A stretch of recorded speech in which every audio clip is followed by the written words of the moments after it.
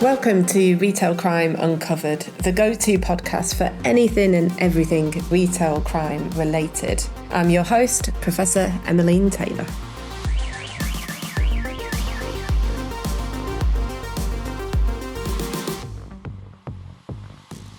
So I'm joined today by Roger and Kyle, who are both former persistent and prolific shoplifting offenders. They've both been through rehabilitation and they're going to share their stories with me today. Thank you so much for joining me today. You're welcome. Thank you for asking us. So it'd be really great to hear your sort of backgrounds. So Kyle, I think I'll start with you first. Can you cast your mind back to the very first offence that you ever committed? I couldn't tell you, if I'm honest, because it's all a big blur, and obviously in active addiction, you know, I'm under the influence a lot of the time, so I won't be able to tell you which my first one was. But my earliest memory is I went into a certain supermarket and I stole a soundbar, and then I took it home, sold it, and then I returned back after half an hour and stole another 2 or 3. And I kept going back every day and continuing that same pattern of behaviour. And always the same? Always the same. So with my shoplifting was electronics. I never went for the fresh meat or the alcohol. It was always electronics because they're easy to sell, you know, so that's what I went for. And so, I mean, would you already have the people buying them lined up? Did you know where they were going to go? I was sending them to a certain shop. And them shops, the same shops, but in different areas. So I was a fresh face to each of the shops. Right. So they didn't know me by going in. I couldn't go to that same certain shop over and over again through the day because they'd be going like, well, where's all this coming from? Right. You know, it's not any of your own goods that you're selling us. So they would have clocked onto the fact that I was shoplifting and robbing them and then selling them onto this certain store. So I used to go around to the same stores in different areas where I wasn't known and sell my goods that way. Wow. How do you strike up that conversation with someone the first time to sort of say, oh look, I've got this soundbar, are you interested? So I used to pretend that it was my own personal items and saying that I want to put them on a buyback, and then I would never just buy them back in time. I'd just let the shops keep them and then them sell them on. But it was just quick, easy money. If I say that I wanted 20 quid for it, they'd offer me 15, I'd take the 15. Right, it was just easy money like that. So I didn't have to go around looking for people to sell my goods to. Okay, so it was like a pawn shop? Yes. Got you. Okay. Would you ever sell to, like, I don't know, people in pubs? I haven't done that personally, but mine's always been like them pawn shops. And even if the pawn shop's in, say, like a whole city near me, I'd go to a completely different city on the train to sell my goods there and then. So I'd always find a way to get rid of them. Okay, yeah, that's really interesting. Would you ever sell that online? Use like marketplaces? No, never. Okay. No, I didn't have a phone that could use the internet. I had no access to internet or anything like that to be able to do that in the first place. Yeah, okay. And so you were travelling around to sell on the stolen goods. Would you travel around to target different stores if it's getting a bit hot in one location? 100%. Okay. Wow. And is that just a case of jumping on a train and... Yeah, going to another town or city close by and just going to the same pawn shops and just selling them there. Right, okay. Yeah. Gosh, and Roger, how about you? So how did you start shoplifting? Well, my first shoplifting offence was actually before I started taking drugs when I was 13. My dad left me some money to get my mum a Mother's Day present, and I went into a shop that's no longer sort of on the high street, stole some milk tray so I could keep the money and sort of spend it on going to the cinema or something like that, you know, which I now know is typical addict behaviour. But obviously at 13 I didn't know I was an addict, you know. So you weren't taking drugs at that time? No. Okay. So I think it was just, you know, just the excitement and the sort of chaos of it kind of thing. But I was 20 when I started taking sort of class A sort of heroin and crack, and I became a prolific shoplifter pretty much straight away. I went to prison sort of within the first couple of years, and you know, I without sounding sort of blasé, I used to treat it like a job, to be honest with you. I became sort of, you know, again, without sounding egotistical, I became very good at it. You know, I sort of built up a network of people who would buy off me. You know, I had certain people that would ask for certain things. Right. And these are just members of the public, or are they shops or sort of businesses? like a lot of them would be like sort of bar owners or like sort of private shops. You know, that would sell the products that I would steal. You know, I had you know. It got to the point where I could pretty much go into any store, steal absolutely anything, and I would have a buyer for it. Right. You know, you're talking like from high-end perfumes and designer clothes right down to sort of like 7 Seas vitamins and stuff like that. You know exactly who is going to buy what. Yeah. Like I say, I used to treat it like a job, sort of like a 9 to 5 kind of thing. And I quickly became aware of the judicial system and the way it used to work. You know, I've got 197 previous shoplifting convictions, and the reason I stuck primarily to shoplifting was because it was a very the punishments were sort of very menial. They would always be dealt with by the magistrates court. Okay, yeah. So the maximum you would get for a shoplifting would be 6 months. But Right, obviously, once you get to know the judicial system, a guilty plea is worth a third off straight away. So that 6 month would then become 4 months. Right, yeah. And because I always used to cooperate with like the Her Majesty's Prison Service, or His Majesty's Prison Service as it is now, I would get the tag. So then 4 months would then become 4 weeks. You know, Right, so wow. So it's just dropping off at every dropping off, point. and like, you know, again, I used to exploit that. You know, I'd exploit the sort of loopholes and stuff, and I became very sort of savvy with the way police officers dealt with shoplifting. You know, I'd always try and mix up the stuff that I would have in my bags, kind of thing. So I could, like, you know, if I got 100 of one thing, they'd be like, well, hang on, that's a bit excessive, you know. So if I mixed and matched it up, they'd be like, it'd be a lot harder for them to prove. Okay. You know, if it was stuff, I'd always steer away from stuff that had like the shop identification on it. Yeah. You know? Is that because it's harder to sell to No, somebody? It's not that it's harder to sell. It's harder if you did actually get stopped and you didn't actually get caught in the store. Then, you know, say I'll go back to like vitamins. Like every sort of pharmacy chemist would sell these certain type of vitamins. So it's then up to the police to travel around every single shop. Right. To find out where it's come from. Then they've got to see if they've caught you on CCTV. You know, so it's sort of, again, exploiting the time that the police have. You know, there's a lot more serious crime going on out there. You know, and so would you ever commit other types of crime then, or you were a shoplifter and that's how you identified? I was primarily a shoplifter, because you know, when it, like, I mean, I know that people commit burglaries and armed robberies and stuff like that, but, you know, I was always of the mindset, why would I break into someone's house and steal something second hand when I can go into a shop and take it brand new with the box, you know? And I know if I caught somebody in my house, I wouldn't be very happy, you know. So there was like a victim awareness around for me personally. You know, I don't like confrontation. I'm not violent in any way, shape or form. I shoplifted purely for, like, out of desperation and money for Class A drugs. And did you see it as a victimless crime because it was big businesses? Yeah, but when I first, I mean, now obviously I've done a lot of work around myself and sort of the impacts that shoplifting has. You know, I did see it as a victimless crime. You know, I didn't take in consideration sort of like what the stores have to do in regards to sort of CCTV, security guards. You know, I mean, even sort of a shop worker telling them to get out your way, sort of like not being intimidating, but, you know, just being quite short and sharp with your words. You know, that can have an effect on them, you know. And I was completely oblivious to all that stuff. I would be tunnel visioned, you know. I'd know where I was going, I'd know what I was going for, and I'd be out of there as quick as possible with as least amount of attention being brought to myself. Okay. But and Kyle, have you committed other types of offences or similar? So assault and aggressive, like willing to harm public personnels.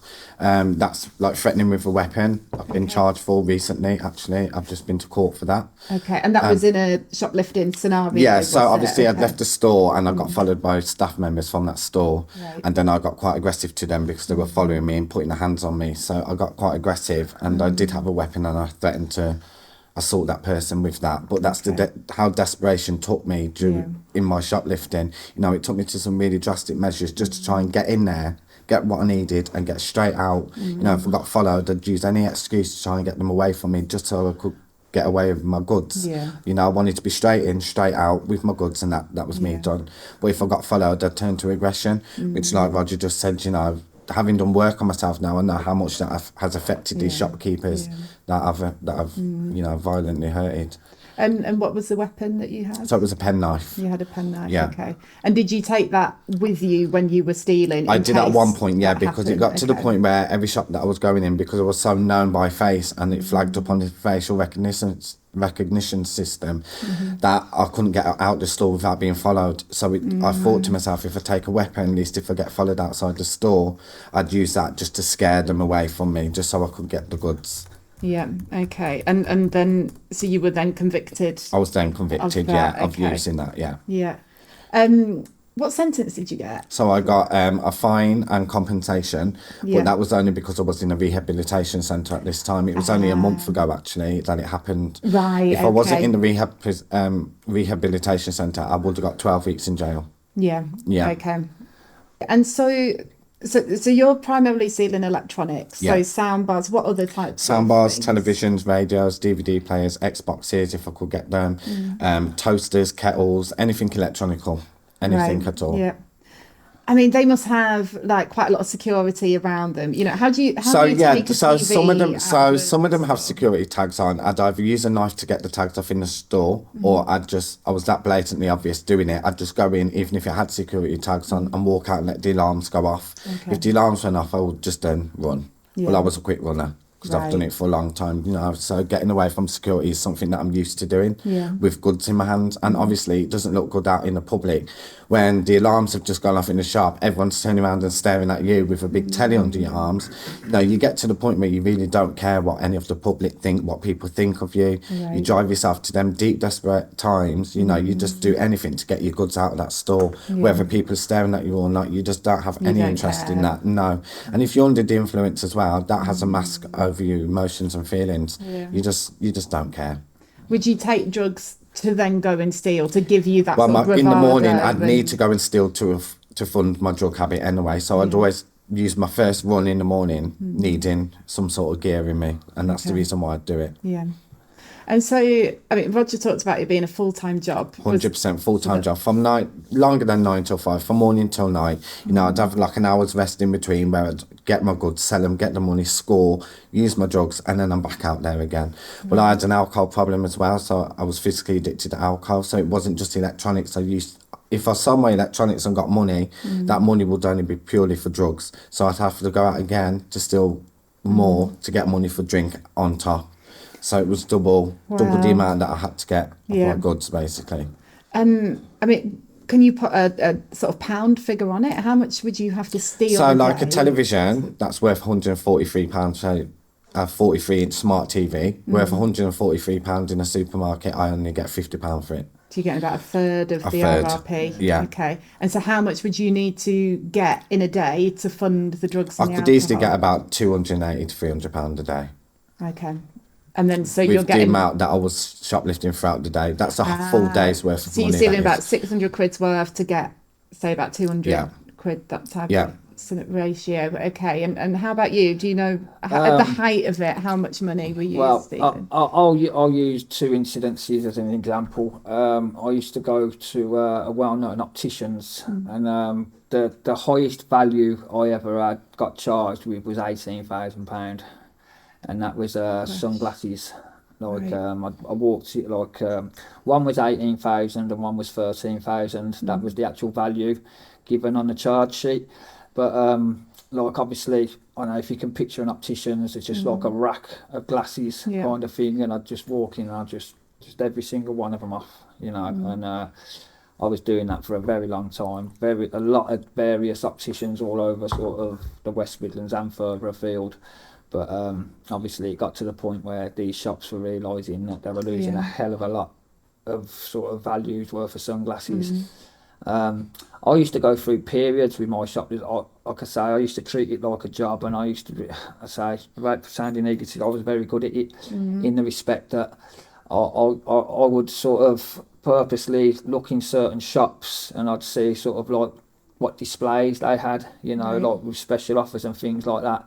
And by the end of my shoplifting, because of my desperation and my habit was through my addiction was through the roof. You know, I used to call the stuff I used to steal junk, because that's like, to me it had no value whatsoever. Right. But like anything from air fresheners to like just everyday deodorants, there's like things that people, I mean, like washing up tablets and stuff like that, that are all sort of quite expensive, you know. And I'd take pennies from 'em, you know, because I used to get that much of the stuff. I'd take in 2 bags for life, and I'd just fill it up. And like if I needed, I mean, I'm very much like Kyle, sort of £200 to £300 a day I'd need for my habit.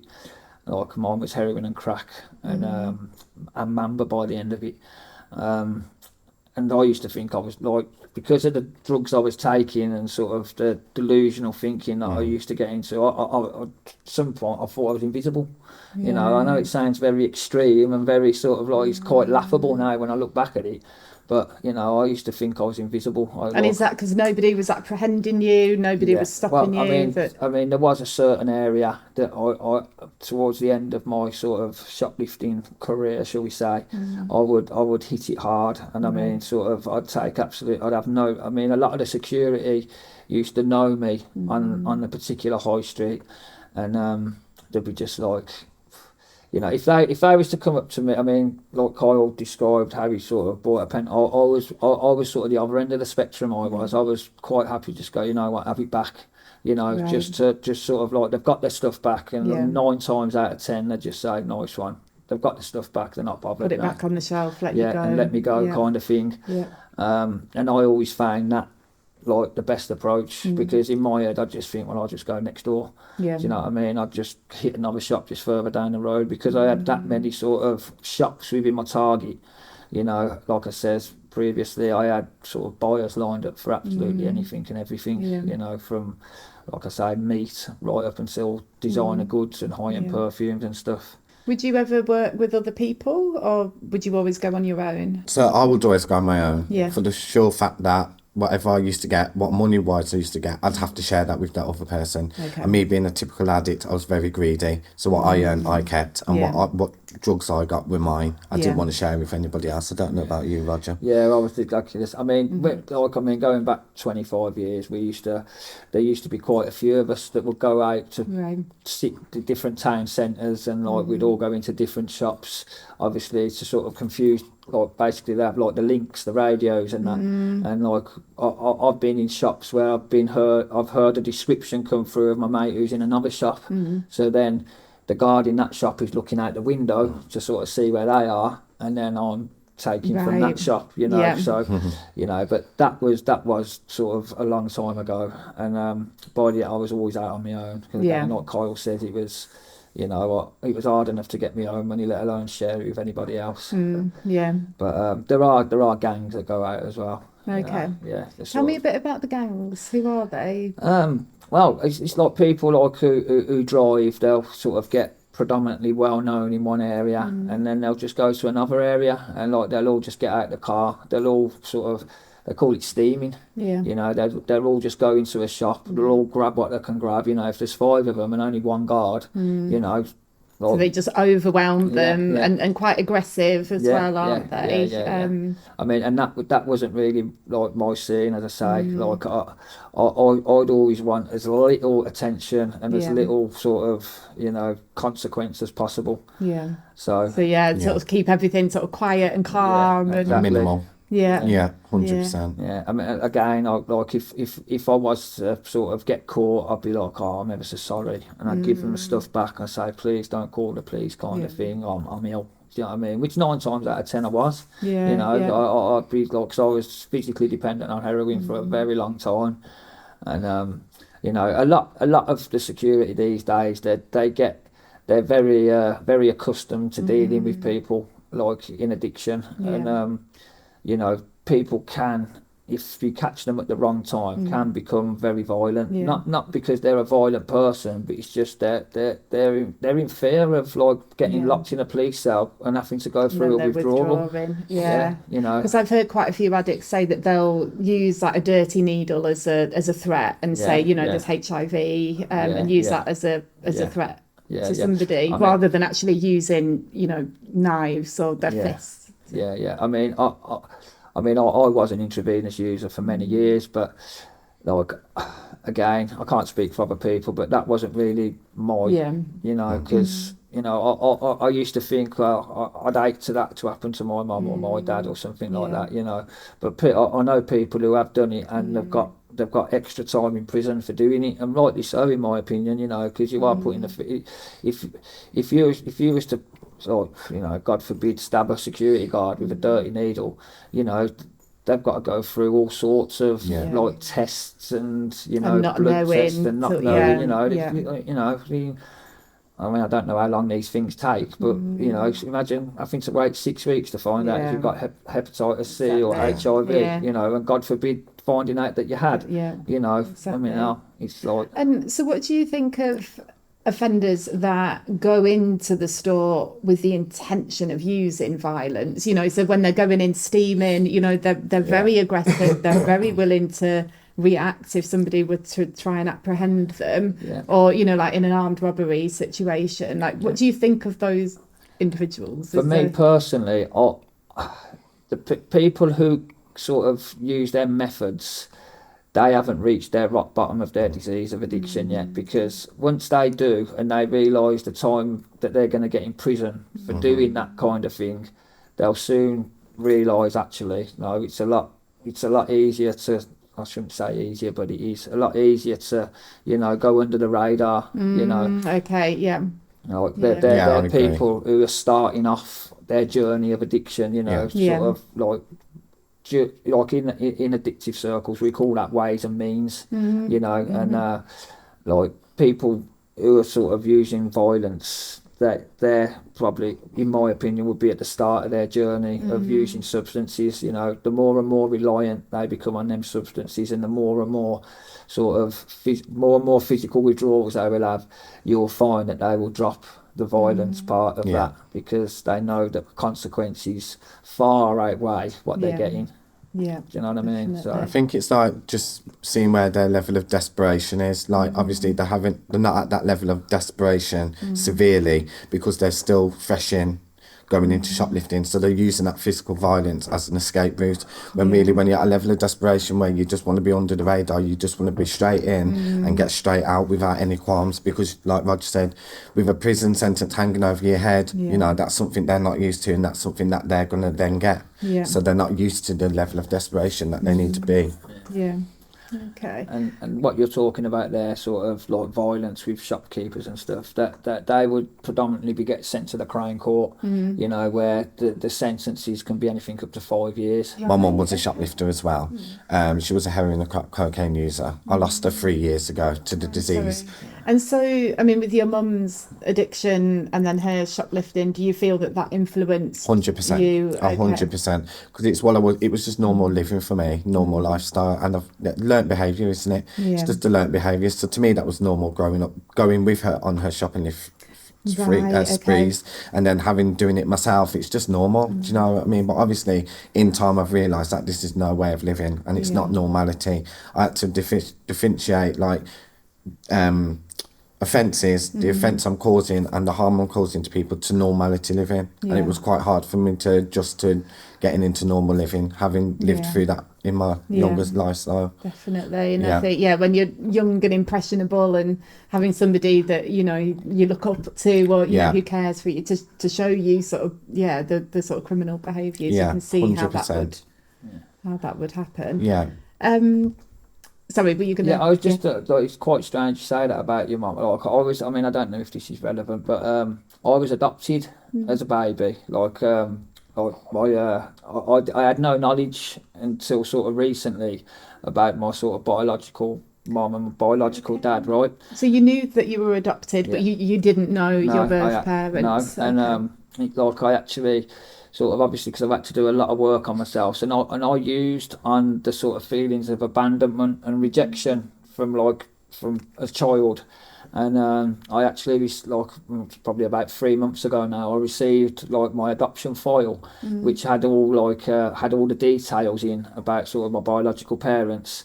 And it turned out the reason that I was actually put into foster care because my mother was like a heavy drinker and a drug user, and she'd actually got caught in 1978 shoplifting, and was on a probation order for shoplifting, and obviously social services were then informed, and I was taken into foster care, like 8 different foster homes in my first 2 years of my life, which again, like since sort of coming into recovery, I found that the first 2 years of your life are quite fundamental in sort of how you develop as an adult. So obviously I wasn't shown a lot of love and affection in the first 2 years. I was passed from pillar to post, very erratic, which kind of summed up my 30 years of using, very erratic, and it's just quite strange that you mentioned that, Yeah. Gosh, that's weird. How did you feel when you saw that then? Did it feel like things fell into place? It's quite bizarre you should say that. It was sort of like, it was a relief, it really was a relief, because I had no, in my adopted family, obviously, there's no genetics or no, I'm not blood related, so I had no sort of knowledge of where I came from and sort of like what the genetics were in my sort of biological family, and to see that both my mum and my dad, like biological mum and my dad, they had sort of substance issues, and they like sort of were known to the authorities, shall we say. It kind of answered a lot of questions that had been going around in my head for many years, as you can imagine. And I used on them fit, like, for me that was a justification. Well, I don't know where I come from, I don't know my real parents, sort of, and I used that for a long time to justify my using and my offending behaviour, and it was something, once I started doing the work on myself in rehab, that made me sort of think, well, I need to try and find out these answers, because I'm going to continue to do what I've been doing for so long if I don't, get these answers. So I spoke to sort of like my adoptive mum, well, my mum and dad, they were my adoptive parents, but they're my mum and dad, and like reluctantly, my mum got me all the information because I think she was trying to sort of protect me from it, but I explained to like my mum that it's stuff that I needed to know to be able to move forward, and it was a relief to know that, like, I wasn't like just this sort of random addict, that sort of got this behaviour from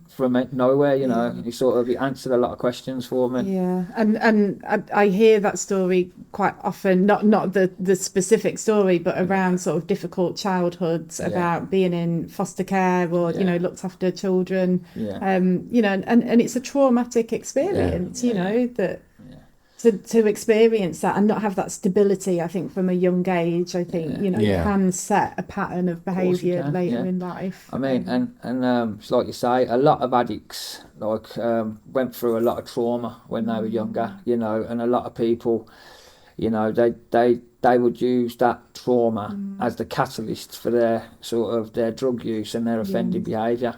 And like, it's not until you sort of, you hit your rock bottom, or you're brought into like the recovery services, that you're given the information you need to sort of take heed of what that trauma has actually done to you.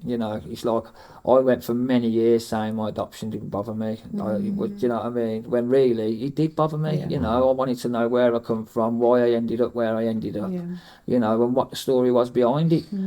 I mean, and completely understandable, to have those questions. Especially when you get to the age I'm at now. It's sort of like, it's kind of a bitter pill to swallow. In respect for myself, I could have found this information out 20, 30 years ago, but because I pretended and I gave the impression that it didn't bother me, it sort of went unaddressed. And the offender to rehab program, does that use like a trauma informed rehabilitation approach? Is it about exploring those Very much so. experiences. And Yeah, it's 100% like that. You know, they look at your physical addiction, they look at your normal addiction, they look at your the crimes that you commit, you know, and they work with you to address this whole situation. So we're offending because we need to supply our drug habit. So if we address the issue of the drug habit side, then we'll stop offending because we don't need to fund our addiction anymore. You know, but then once they get you into the recovery circle, like allowing you to go into a rehabilitation service, that is then when you start to learn about yourself, going through the steps, like the 12 steps. That's when you'll start to look into yourself and all your past traumas and everything like that, all your triggers. You know, it's really good what they do. Like they do push it onto you in the rehabilitation service. Like you do a lot of work on yourself to learn the tools and the kit that you gain in rehab to bring onto the outside and work your program to the best of your ability. Yeah.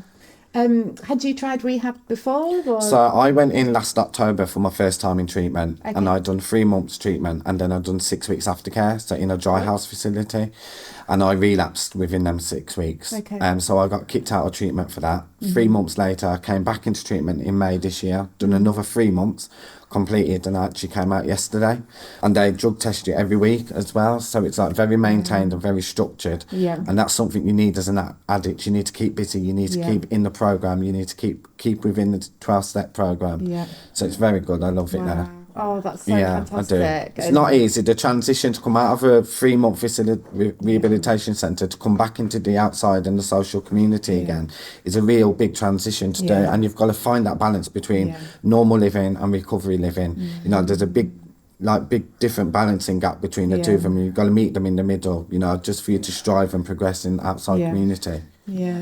And I think as well, you mentioned like triggers, you know, it's almost, you're almost having to reinvent yourself because the previous, you know, friends you thought you had were actually just enabling the addiction. They are, so, 100%. You know, you're losing friends, you're not hanging out in the same locations. Because addiction drives you to the place where it wants you isolated, it wants you using on your own, and it wants you coming close to death. They're the 3 things it wants you to do. And friends that are addicts themselves, they never know your birthday, but they know your payday. That's the saying I always say. You know, it's that powerful. You know, they're only there for the drug side of things. They pretend that they're your friends, and really you trust them, and they'll just walk straight all over you. You know, so that's why we end up isolated, because we don't learn to trust anyone. We find it hard to trust people, no matter who, even family members. We've hurt family in our past experience of being an addict, you know, and we've caused a lot of trauma and harm to them through the things that we've done. But in another sense, we find it hard to trust people because we've had it done to us through people in addiction. So it's like a two-way battle all the time, you know, and it's hard to regain. But doing this interview actually is a way of making amends to the shop owners that we've harmed, you know, from shoplifting to our family, to our friends. We're opening up and we're giving back to suffering addicts out there, you know, so we want to pass the message on. Fantastic. I'm going to pick up on what he says there. I mean, for me personally, when I first started taking drugs, I was taking them because I enjoyed them. Do you know what I mean? And there was no information out there. The facts weren't available. Like, so this is sort of 90s. When did you first start? I mean, like I started smoking cannabis and sort of taking acid and ecstasy sort of in my mid-teens, you know, and then obviously I did the rave scene and all that. I used to sell like ecstasy and stuff like that, but then I moved away to get away from, ironically enough, to get away from heroin because it was taking a lot of my friends down in sort of the mid-90s around the Birmingham area. Moved to a different part of the country and like, as luck would have it, I moved into a house in Bournemouth where people in there were using heroin, you know, and because I was miles away from home and I didn't really sort of have like my family network around me, and I sort of, you know, it was the first time I'd moved away from home. Like, you know, Johnny Big Spuds thought, I can handle it and all that, but like I say, I didn't have the facts. Do you know what I mean? I did not know what was in store for me, you know, because like you ask any addict sort of at the age I am, like mid-40s, you know, if you knew then what you know now, would you have taken that drug? So I'll categorically tell you now, 99.99% of them would have said no, you know, because it doesn't just cause you pain, it causes absolutely everybody around you, you know, and again, it's not until you sort of you know, you get given the facts and you get told about the disease of addiction, you know. That, and it's an informed choice then, isn't it? But I think, you know, it's definitely. It's that moment in time where you're at that crossroads and then the path that you've taken and just, without realising, I think sometimes definitely. you know, what it sets in motion. Yeah, well, I mean, it's like when I first came into recovery, I sort of all tried to get recovery. Sort of like I had the attitude where I've used for 30 years, you know, like it's been an absolute slog, especially the last 10 years, you know, sort of. I mean, I've been in and out of prison, but like the last 10 years predominantly, I mean, I've been street homeless, you know, like my family cut me off, you know, and I had nothing or no one around me, you know, I was just on my own, sort of, you know, like in a different world, so to that speak. Isolation, I think, isn't it? That Definitely. Kyle mentioned. And then to be told that, you know, basically to start like to arrest your disease and arrest your addiction, that you have to sort of, you know, the program we follow, it's hard work at first, you know, and it's a bit like, I'm thinking, well, hang on, I've used for all this, like I've gone through the absolute mill for 30 years, now to sort of stay away from that sort of chaos, I've got to do, like, I've got to work this program now. It's sort of like, hang on a minute, it's like, and because it's unfamiliar, you know, we're doing everything, we're sort of like trying to hone ourselves to be the best version of our best selves. You know, it's hard work, you know, and it's sort of like the pain of addiction and the pain of that isolation, although it is painful, it's familiar. You know, so you know what to expect. Exactly. You know that you're going to feel paranoid. You know you're going to feel shit in the morning. Sorry, you're going to feel bad in the morning, and you know, but because it's familiar and you've coped with it for so long, like. For a lot of, and for myself, you know, at the early parts of my recovery, that was the safer option because I knew how to deal with it. I knew how to make my money. I knew how to get my drugs, and I knew sort of how people perceived me.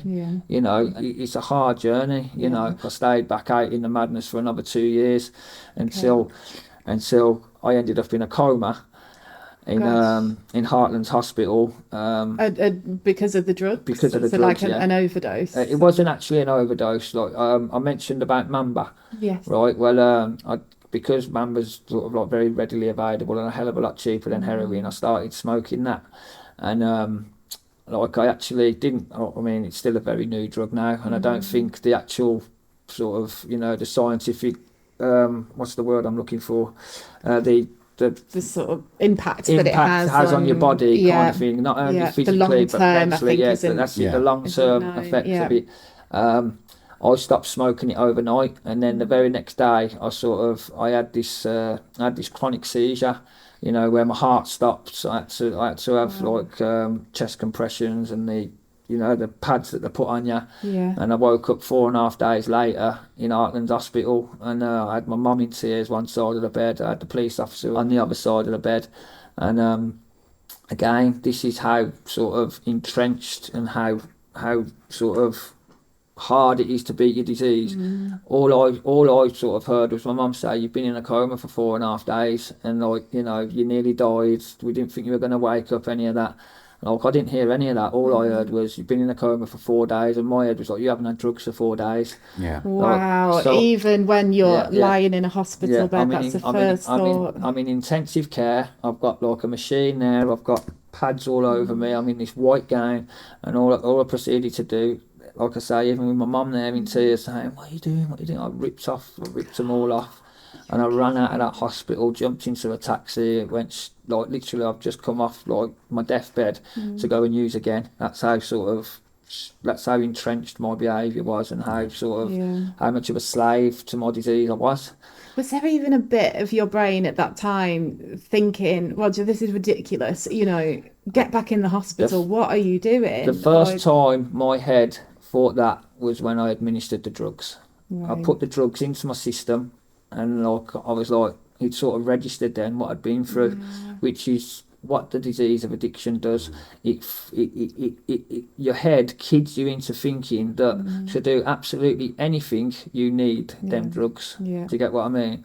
And it's and that's what you have to sort of work. You have to do at first it's a minute by minute sort of hour by hour slog and a battle, you know. And then once you can sort of get past an hour, you tell yourself, well, I've done an hour, I can do 2 hours, you know. I've done 2 hours, I can do 4 hours, you know. It sounds very sort of trivial, but that's how you have to do it, you know. And you have to also you have to be vocal about what you're thinking as well, because I know for myself, I had some very, very paranoid, delusional thinking going up there, thinking I was being controlled, thinking I was being watched, thinking like every camera in the street was there. Right. Like, I mean, I thought the world revolved around me, basically. And this is the side effects of the drugs. Yeah. Is it? Would you have this same psychosis. paranoia? Yeah, 100%. And from a result of that, I've got schizophrenia now, which is diagnosed, and I've got that permanently for the rest of my life. Right. And you think that was triggered by drug-induced, the drugs? yeah. And I've got drug-induced psychosis, but it's a continual battle that I've got to medicate now, because without the medication, I'm not sane. What sort of symptoms would you have? So I have hearing voices, hallucinating, seeing people that are not there, and the voices that are externally that I can hear around me, and it's really not a nice place to be in. It's really horrible. And so that's a lasting impact from that. It's a lasting impact, yeah. So I have a depot injection every 2 weeks. It's meant to be monthly, but because mine's such a severe form, I have it every 2 weekly. So, and that's as a result from how much crack intake I used to do. Yeah. How much were you using? I'd be on about £300 a day. Right. Okay. Gosh. Yeah. And wow. Yeah. It's just scary, isn't it? Just the grip that it has on you, even though rationally you can think, I don't want to do this, all the harm it's going to cause, the physical impact, you know, on your bodies and mentally, and yet still it's got that, that iron grip. A saying that we say in recovery is 1 is too many and 1,000's never enough. So just to get that extra 1, that's too many, but 1,000's never enough. So you're just constantly chasing a high that you're never going to get. You just want more and more and more and more and more, and it's just that continual circle. Wow. I mean, what got you finally into? So you went back into offender rehab. Yeah, I went back into the offender rehab program, and when I went back into the offender rehab program, I was on 120 ml of methadone, which is quite a high. Well, it was a very high dose. Right. I was using copious amounts of heroin and crack cocaine on top, still intravenously. I'd sort of like sidelined the Mamba because it really was sort of playing with my mental health, you know, to an extreme. I mean, you see people in the streets, unfortunately, just standing there like zombies, you know, and I was very close to that. Do you know what I mean? It was only sort of like my mum telling me, listen, you're gonna die, and you're gonna die very soon. You know, like I say, I was very close to it when I was in the coma, but the sort of changing point for me was I was at my mum's, and like obviously I was still physically dependent on heroin and methadone, and basically I was trying to get a vein, like, because I've got no veins left in my body, like my femoral, like my main vein is sort of the width of a hair. If I catch that wrong, I could bleed out internally. And I remember sitting in my mum's bathroom. I've got tears streaming down my face. I've got this needle that's getting clogged up because I've tried to stick it in that many times, and it's getting blocked up. So I've had to empty the syringe back into the cooking pot, like with congealed blood in and that. I'm in my mum's bathroom. I've got tears streaming down my eyes. I'm saying, I really do not want to be doing this. Like looking up to the sky, like looking up to the ceiling, going, I really don't want to be doing this. But my hands are still just like on autopilot, you know. And I'd like to say I didn't administer that, but I did, you know. But it was kind of then that it sort of, you know, something in my head sort of told me, like, listen, this can't go on, like, you know. And like my partner at the time, she said, it's like she kept saying to me, do you value your life that little? And unfortunately at the time, I didn't value my life, you know. I didn't value myself at all. I had no self-worth, no self-confidence, you know. I was in a dark place, and ultimately, like I say, within a very short space of time, I got back into rehab. I came off the 120 ml of methadone, and the physical withdrawal was that severe. You know, I could, like, I mean, I still describe it now. I still could not make a rational decision. You know, and I'd like to say that I got through it, but I didn't. I left again.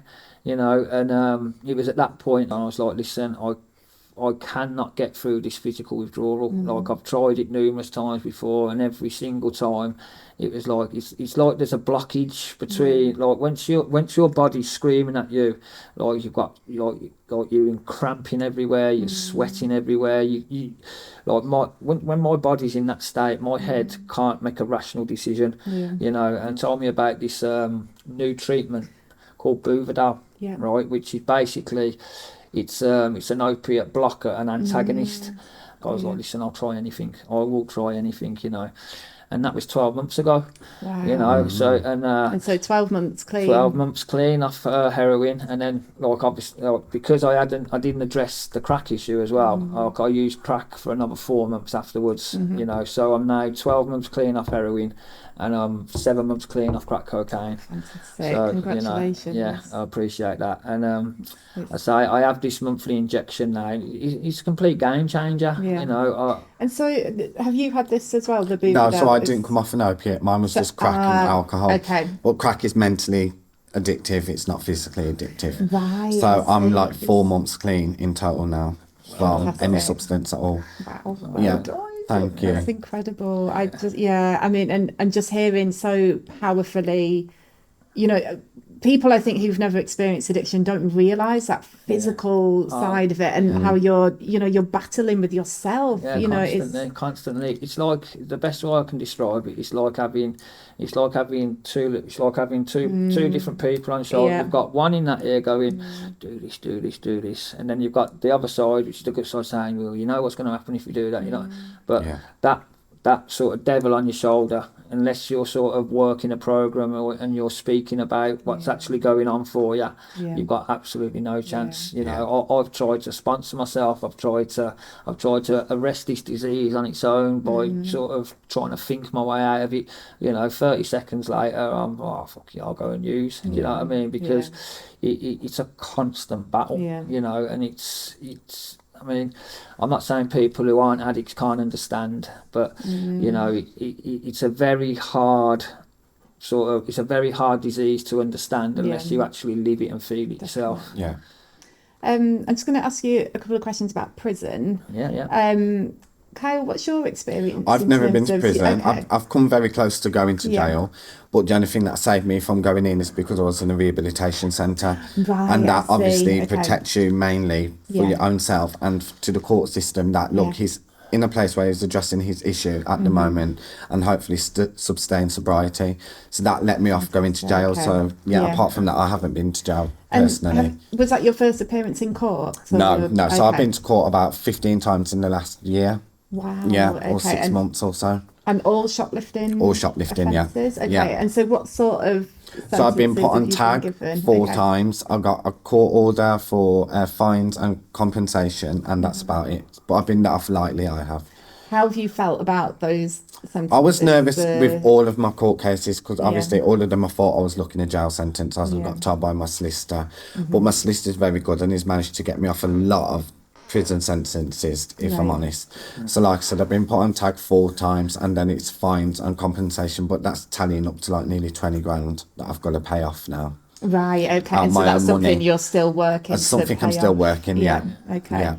And when you've been in front of the magistrate or the judge, what sort of things have they... I mean, they must be getting frustrated, saying, Kyle, it's you again. Yeah, they have been, but I don't know how I've been managed to be let off with these offences, because like you said, it's me again, and that's my typical addict behaviour. I'm taking myself back to these circumstances where I'm going to be facing a jail sentence, and luckily I've not ended up going to jail. I don't know how, I don't know why, you know, it's just my higher power looking over me at that time, I think.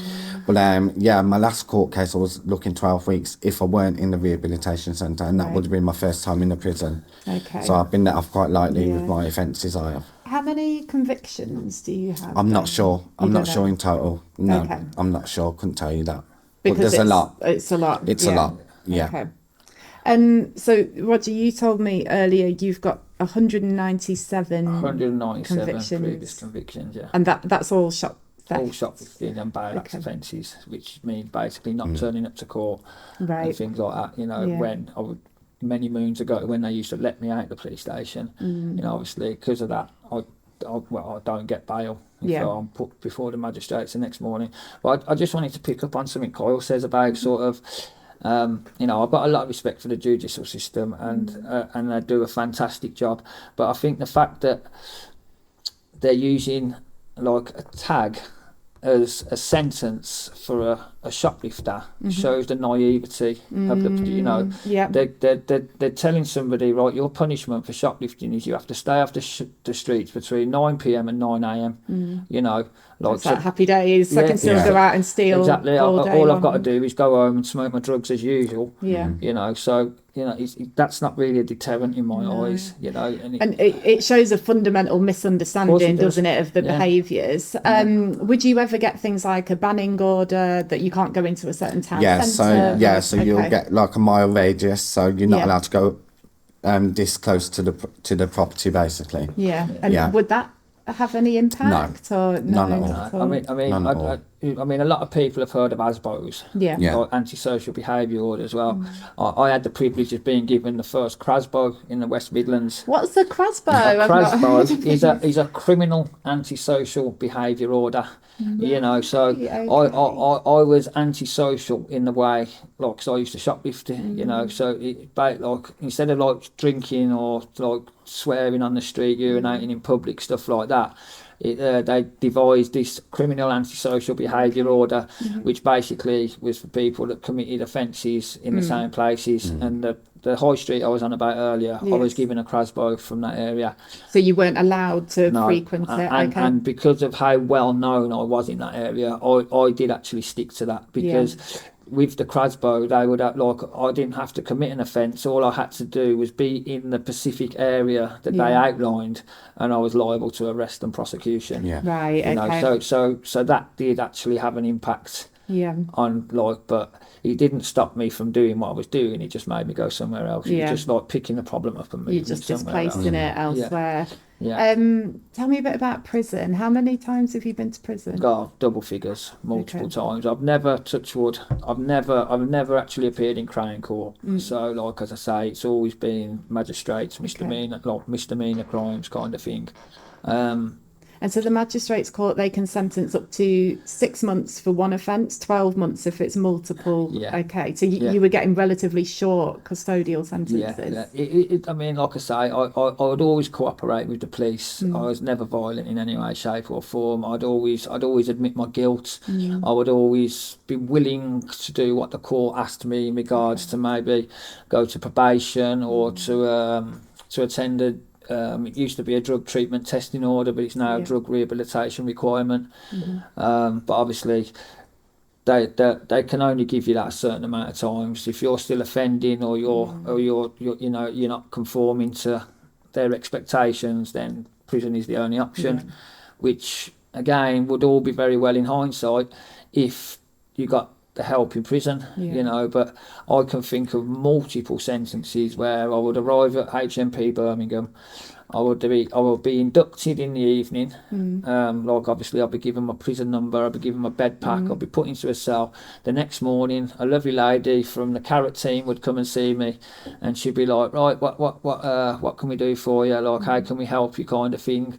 I'd be like, well, I need somewhere decent to live when I get out. I need sort of help with my drug addiction. My drug addiction. I need, I sort of reel off all these things that I deemed I would need to give me the best start when I come out of prison. And she'd be like, well, how long are you serving? I'd be like, well, I got 3 months, so I'll be here for 6 weeks. And she was going, well, I don't know why I'm bothering seeing you, because our waiting list is 12 weeks, so you're already, like, so basically you're being told by the prison drug workers that, you're not even going to be in prison long enough for them even to get to your caseload, let alone do anything to help you. Exactly. So my addict head would just be, I've got to just sit tight for 6 weeks and I can go and use again, and it's just that vicious circle, revolving door. There's prison officers in Birmingham, HMP Birmingham, I'm on first name terms with. I see them in my local area and they stop and talk to me. Like, thankfully these days it's like a lot more jollier conversation, and a lot more. It used to be, I can imagine. You know what I mean? But could you access drugs in the prison? Well, without that, I mean, without, again, I had people bringing drugs into the prison for me. You know, I was, and because I was so well known by a lot of drug dealers, because obviously I buy a lot of drugs. You know, if I was to land in a prison and like they'd be like, they knew that sort of I moved in them circles. They would then sort of put the drugs there. I would get a cut of them drugs when they were brought into the prison. Like I'd get someone to bring them into the prison. Okay. You know, I'd get my cut and then give them like the majority of which they'd make quite a lot of money off. You know, but wow. So I mean, there is just literally no respite. no, absolutely no respite. I mean, like the Mamba situation now in prisons it's absolutely ridiculous. You know, you've got people climbing in king size tumble dryers and getting spun round for like one hit. What? They like How's that work? in the prisons they have sort of like you know, like laundrettes. Yeah. They have like the big washing machines kind of thing, and the drums are quite big. Yeah. Well, people who don't have private cash or haven't got access to money whilst they're in the prison, you know, to sort of the bigger fish, shall we say, for their entertainment, they will say to people, I'll get in that tumble dryer. Like, do you want to go for a 10 spin or a 20 spin? You know, which basically they get into the tumble dryer, the door, I mean, like, you know, you can kill you, this can, you know, but people are that desperate for a hit or something, they'd shut the door and they'd put the dryer on for 10 seconds, and these people would be going round and round and round, you know, people and are they there, would do that just to then get the drugs. just to get the drugs. People are there filming it, you know, posting it on social media, thinking it's absolutely hilarious. You know, they wouldn't be thinking it's hilarious if that kid don't come out, you know. Yeah, exactly. And coming out with burns. I mean, like, and obviously, that's horrendous. Yeah, I mean, there's hitmen and everything in prison these days. You know, they're like, instead of getting their own hands dirty, they'll employ a couple of, you know, bigger lads who take drugs themselves, like, go and deal with him, there's that for you, you know. So it's just like, I mean, prisoners got a hell of a lot more violent, and like that was one of the things, like, by the end of my offending career, made me sort of, you know, sit back and think, you know what, I don't really want to be coming here anymore. You know, I'm getting too old for this. Like, this is not a joke anymore. You know, it's like people getting seriously hurt. You know, and there's overcrowding. It's not hygienic. I actually got sent. I mean, bear in mind, I'm on a 6-week prison sentence. You know, this is how much sort of, you know, how much disarray the system is in. I'm in HMP Birmingham, due to be discharged in Birmingham. On the Friday before, like the Monday I was due to be discharged, they sent me to Haverrig, which is on the Scottish borders. It's in Cumbria. You know, my travel warrant was £282 to get back to Birmingham. So, you know, it sort of shows to me quite a blatant disregard for taxpayers' money, that does. You know, you're sending somebody like 600 miles up the country for 48 hours. You know, and when you look at the cost of prison, so on average, I think the last figure I saw, it's about £47,000 a year to send somebody to prison. The average take-home salary is around 30,000. So you know, you can pay someone a decent full-time wage, and rather than send them to prison. And then when you look at how much drug rehabilitation costs, it's an absolute fraction. It's nothing in comparison. And it gives people so much more of a chance. You know, because you know, when you get to sort of like, when you get into entrenched addiction and your disease is sort of rife within you, your thinking's warped and everything, like, you need sort of like, in some cases, one-on-one therapy, sort of like day in, day out for a period of time. You know, that's not possible in prison. You're lucky to get 10 minutes in your whole sentence with a worker who then has to try and sort you somewhere to live and all that.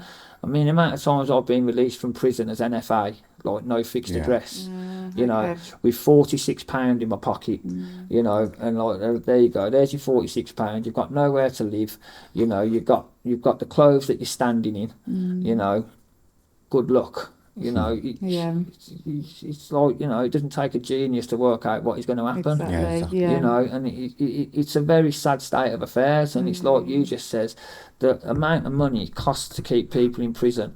they could build like training centres or Yeah, things, you yeah. know, or like a government-based kind of rehab, you know, Yeah. where instead of going to prison for 6 weeks, you go to this rehab for 6 Yeah. weeks, you know. Yeah. You can't leave or whatever, your liberty's still taken away from you. But, you know, instead of paying like 5 prison officers to lock your door, I was Yeah. about pay 5 sort of like, you know, professionals to give you that Yeah, to time work and that through, yeah. knowledge and that sort of, Yeah. you know, And like, address those root causes, exactly, what's actually exactly. causing the offending behaviour. It's like I says about my adoption. Many years I ignored it for you, and you know, touch wood again this time. Since I've actually acknowledged, you know, the problems that adoption caused and the problems with my thinking around that, you know, for the first time ever in my life, I'm clean. Yeah. You know, because like you say, we got to the root causes, and I was able to sort of take on board why I used to think like I thought, and like, you know, and then obviously you learn the program to combat it in the ways that you struggle with. Yeah. So I'm just going to ask you both one more question. Okay. Kyle, if you had any advice for your younger self, what would it have been? For my younger self, as in what way? To perhaps choose a different path. Was there a moment in time, do you think, where, you know, there was a decision made, or looking back, what would you... Do you know what? Because all my upbringing's always been centred around drugs and criminal behaviour. You know, when I got to the age of, I'd say, 18, 19, I took off my own journey in life and separated myself from moving away from my mum and taking my own life journey as an adult, you know. As soon as I hit that off, I started on drugs very early on from when I left home and continued to progress up until I was the age I am now, until 4 months ago since I got clean. But if I could take any advice, is that if you've got that option to choose a normal way living or the drug side of living, always take the normal way living, because the drug side would just end up with you being dead. You know, drugs want you isolated, lonely, miserable, self-centered, self-pity, self-greed, you know, and it just eventually will make you end up dead. And I can't really say how can you choose not to be on drugs, because in some people's cases drugs is an option for them, and it's an easy way out to stop them feeling the way they feel and the way how their life is going. So it's a very big thing actually. So that's a very difficult question. So, but that's the best I can say anyway. That's as much as I can say. No, Thank you. Roger, is there anything that you would... Mine would be short and sweet. It would be, if there's anything that you feel like any problems that you're having, don't look externally, look internally. Yeah, that's really good advice. Yeah, definitely. Thank you both. Thank you. I feel Thank like you very I've much. learned so much, and I wish you all the best with your journeys. And thank you so much for sharing all that information. You're welcome. And thank you to you for sort of giving us the opportunity to come and speak about our illness. You know. Thank you very much.